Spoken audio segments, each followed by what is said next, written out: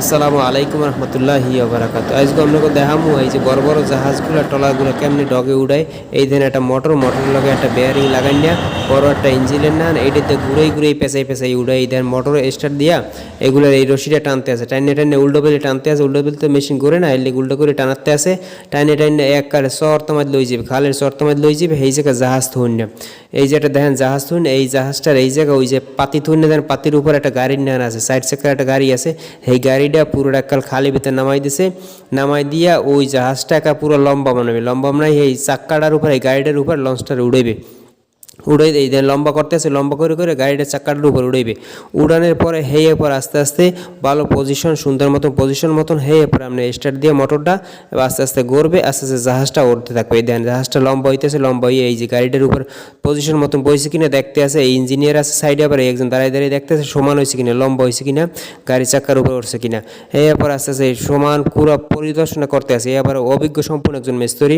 এরপর আপনি এই মোটরটা দাঁড়াইবে, মোটরটা দাঁড়াইয়ে স্টার্ট দেবে।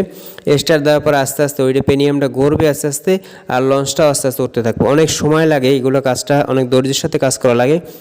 অনেক সময় আছে, অনেক সময় অ্যাক্সিডেন্টও করে, এই রশি ছিঁড়ে যায়, মানুষ অ্যাক্সিডেন্ট করে, বিভিন্ন ধরনের সমস্যা আছে। সেই সমস্যাগুলো অবলম্বন করে আর সমাধান করে তারপর আস্তে আস্তে পর্যায়ক্রমে এই কাজগুলো সব সম্পূর্ণ করে। এই কাজটা অনেক ঝুঁকিপূর্ণ কাজ। তারপর আস্তে আস্তে মানুষজন করতে আসে, মানুষ করেই এটা কাজ, কর্মস্থল কর্মকাজ যেগুলো যার যারা কাজ এটা করাই লাগবে। আর আপনি উড়ান কেমনে শিখছেন কার দ্বারে? এটা শেখি নাই গেদ্দারে, এটা তো এটা ওই প্রথম হইতেই শুরু করছি, মাথার ব্রেন দেয়া কাজ করতে আছি। কত বছর যাবত এরকম জাহাজগুলো এরকম উড়ান? এই ধরেন আজ থেকে 15-20 বছর। 15-20 বছর। এরকম যে জাহাজ উড়ে যে অনেক সময় অ্যাক্সিডেন্ট, এরকম কোনো অ্যাক্সিডেন্ট আপনি চোখে দেখছেন? এখন তো আমাকে অ্যাক্সিডেন্ট ভাজা নাই।